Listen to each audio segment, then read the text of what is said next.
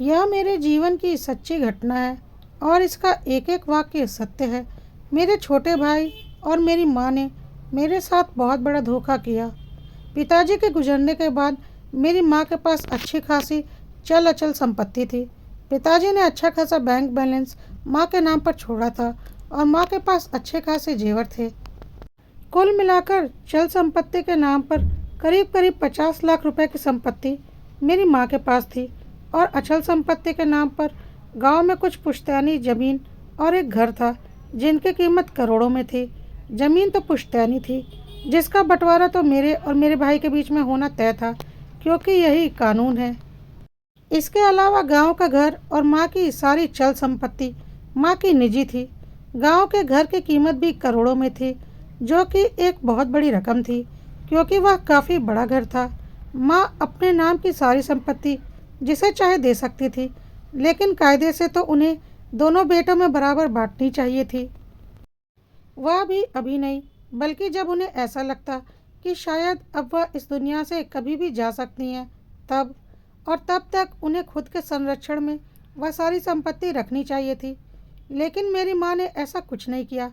पिताजी के गुजरने के बाद मैं और मेरे भाई ने माँ से कहा कि हम दोनों की नौकरियाँ अलग अलग शहरों में हैं और नौकरी छोड़कर आपके साथ यहाँ रह पाना संभव नहीं है, इसलिए आप जिसके साथ चाहे चलकर रह सकती हैं और जब दिल करे और जिस बेटे के पास मन करे आप आराम से रहिए। वैसे भी आपको कभी कोई दिक्कत नहीं होगी क्योंकि भगवान की दया से आप बहुत बड़ी संपत्ति की मालकिन हैं और अच्छी खासी पेंशन भी आपके पास आती है, तो आप किसी भी बेटे पर आश्रित नहीं हैं। इसलिए आपको यह डर भी नहीं है कि कोई बेटा या उसकी पत्नी आपके साथ कभी दुर्व्यवहार करेंगे। लेकिन माँ ने साफ मना कर दिया और बोला, नहीं बेटा, मुझे यहीं पर अच्छा लगता है। शहर में तुम लोगों के छोटे छोटे से घर मुझे बिल्कुल भी पसंद नहीं है।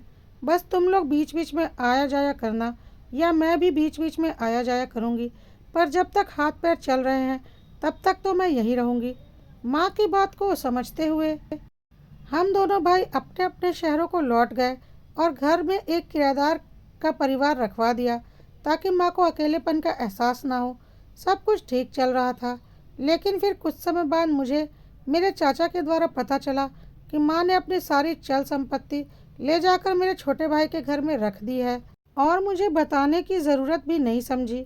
बताया तो उन्हें भी नहीं था, पर छोटे भाई के बेटे ने चाचा के साथ खेलते हुए बोल दिया था कि दादी अपने सारे पैसे और जेवर पापा के घर लेकर जा रही हैं और उन्हें शक हुआ था, इसलिए उन्होंने मुझे इसकी खबर कर दी क्योंकि उन्होंने बचपन से देखा था मैं बहुत सीधा साधा और मेरा छोटा भाई बहुत चालाक और धूर्त किस्म का था, तो उन्हें ऐसा लगा था कि वह ऐसी बेईमानी कर सकता है। जब मैंने इस बारे में माँ से बात की तो माँ ने कहा, हाँ, मुझे कभी कभी चोरी चाकरी का डर लगता है। तेरे छोटे भाई ने मुझसे कहा कि अगर किसी दिन चोरी हो गई तो सारी संपत्ति हाथ से चली जाएगी, आप अकेले कुछ नहीं कर पाएंगी। वैसे भी आप बीच बीच में रिश्तेदारियों में जाती रहती हैं। एक काम कीजिए, यह सारी संपत्ति मेरे घर में रख दीजिए, वहाँ सुरक्षित रहेगी। यह सब सुनकर मुझे बहुत हैरानी हुई और मैंने कहा, माँ, आपने इतना बड़ा निर्णय ले लिया और मुझसे एक बार भी पूछने की ज़रूरत नहीं समझी और ना ही छोटे ने मुझसे आज तक इस बारे में कोई बात की है। माँ ने बोला, कोई बात नहीं, आखिर तेरे भाई के घर ही तो है, कौन सा वह सारी संपत्ति अकेले रख लेगा, आखिर तो दोनों आपस में बांटोगे ही। मैंने कुछ नहीं बोला पर मेरा दिल अंदर से टूट गया था।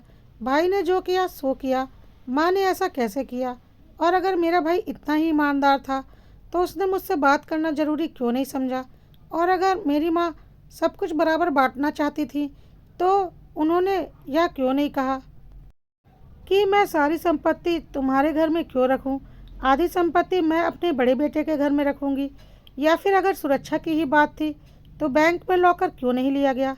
बहुत सारे सवाल थे मेरे मन में जिनका जवाब माँ और भाई ही दे सकते थे, लेकिन जब भी उनसे सवाल करता दोनों टाल मटोल वाले जवाब देते। अब दिल टूट सा गया था। माँ खुल्लम खुल्ला छोटे बेटे की तरफ से बोलती थी और उनके हिसाब से उनका छोटा बेटा कभी कोई गलती कर ही नहीं सकता। उन्हें यह बात समझ में आ ही नहीं रही थी कि अगर वह इतना ही ईमानदार होता तो एक बार अपने बड़े भाई से बात जरूर करता, लेकिन उसने सारे फैसले अकेले ही ले लिए, बिना मुझसे कोई सलाह किए। और माँ का छोटे भाई का साथ देने की वजह भी मुझे बहुत अच्छे से समझ में आ गई। मेरी माँ को बीच बीच में शारीरिक परेशानियाँ होती हैं, और मेरा छोटा भाई एक बहुत बड़े शहर में रहता है, जहाँ पर माँ अक्सर इलाज के लिए जाया करती हैं। तो माँ को लगा होगा कि कल को अगर उन्हें इलाज के लिए जाना पड़ा तो उन्हें अपने छोटे बेटे को खुश रखना ही पड़ेगा, क्योंकि मैं तो एक बहुत छोटे शहर में नौकरी करता हूँ, जहाँ कुछ खास सुविधाएं नहीं हैं, और यहाँ माँ का आना बहुत कम होता है। और मेरे घर में छोटे भाई के घर जैसी आराम और सुविधाएं भी मौजूद नहीं है, जो आराम और सुविधाएं माँ को अपने घर में और छोटे भाई के घर में मिलती हैं। तो इसलिए छोटे बेटे का पलड़ा माँ के ऊपर भारी पड़ गया, और माँ ने अपना स्वार्थ देखा, पर वह भूल गई कि उनके दो बेटे हैं, और एक बेटे के साथ उन्होंने इतनी बड़ी नाइंसाफ़ी कर दी। अभी कुछ दिन पहले ही मुझे पता चला कि पुश्तैनी ज़मीन का तो कुछ नहीं हो सकता, लेकिन घर क्योंकि माँ के नाम पर था, तो माँ ने वह अपने छोटे बेटे के नाम पर ट्रांसफ़र कर दिया, इस शर्त के साथ कि वह जब तक जीवित रहेंगी उसी घर में रहेंगी। उसके बाद वह घर छोटे भाई का हो जाएगा, क्योंकि माँ को अपना ऑपरेशन करवाना था उसके शहर में जाकर, और फिर कुछ दिन उसके घर में माँ को रुकना पड़ता। इसलिए इतना बड़ा तोहफा अपने छोटे बेटे को दे दिया।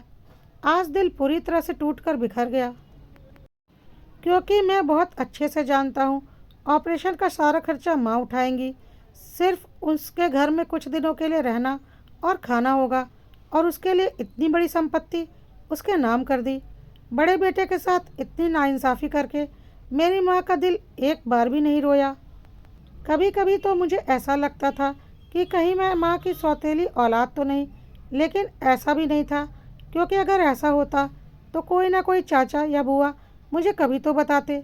फिर भी एक बार फ़ोन लगाकर माँ से इस बारे में पूछना चाहा, लेकिन माँ ने फिर वैसा ही गोल गोल सा जवाब दिया, क्योंकि माँ सच नहीं बोल सकती थी, और झूठ बोलने में लोग अटकते ही हैं।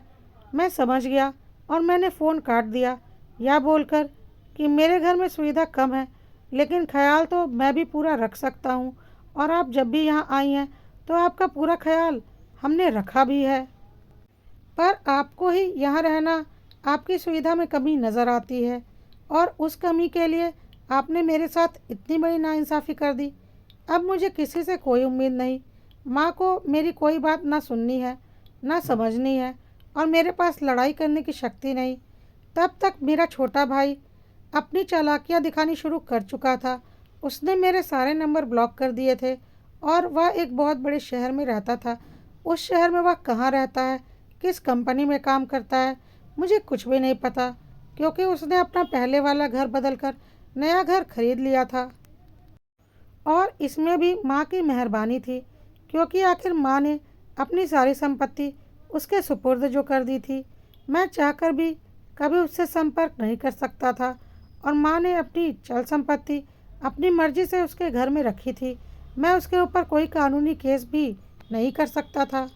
लेकिन सच्चाई यह थी कि मेरे और मेरे भाई की आर्थिक स्थिति में ज़मीन आसमान का फ़र्क था, और वह मुझसे बहुत ज़्यादा अमीर था।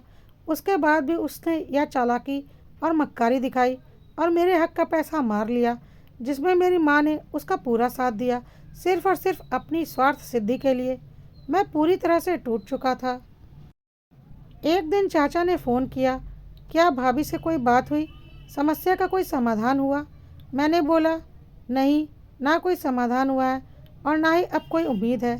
चाचा ने बोला, होगा भी कैसे, पूरा इंतज़ाम किया है छोटे ने और उसकी बीवी ने। मैं उसकी बीवी के मायके वाले शहर गया था अपनी रिश्तेदारी में। वहाँ मेरे रिश्तेदार से ही पता चला, उन लोगों ने किसी वशीकरण करने वाले से भाभी का वशीकरण करवा रखा है, और उन्हें अपने छोटे बेटे बहू के अलावा अब कुछ भी नहीं दिख रहा है।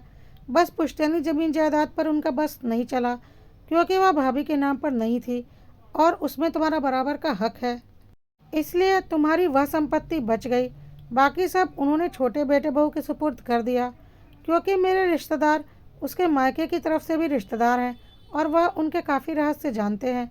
उन्होंने अपनी बड़ी बेटी के ससुराल में भी यही खेल रचा है, और उनकी बड़ी बेटी के सास ससुर ने भी अपनी सारी संपत्ति उनके बड़े बेटी और बड़े दामाद के नाम पर कर दी है, और अब छोटी बहू रानी के घर में भी यही षड्यंत्र रचा, और देखो भाभी ने सब कुछ उन्हें दे दिया। मैंने चाचा जी से बोला, चाचा जी मैं इन सब बातों को नहीं मानता। माँ के दिल का वशीकरण कोई नहीं कर सकता। अगर माँ ने अपनी मर्जी से यह सब कुछ किया है तो उन्होंने दिल से भी यही चाहा होगा। जिस दिन माँ के दिल का वशीकरण हो गया उस दिन यह दुनिया तबाह हो जाएगी। चाचा जी ने बोला, जैसा तुम्हें ठीक लगे, मुझे जो पता था मैंने तुम्हें बता दिया।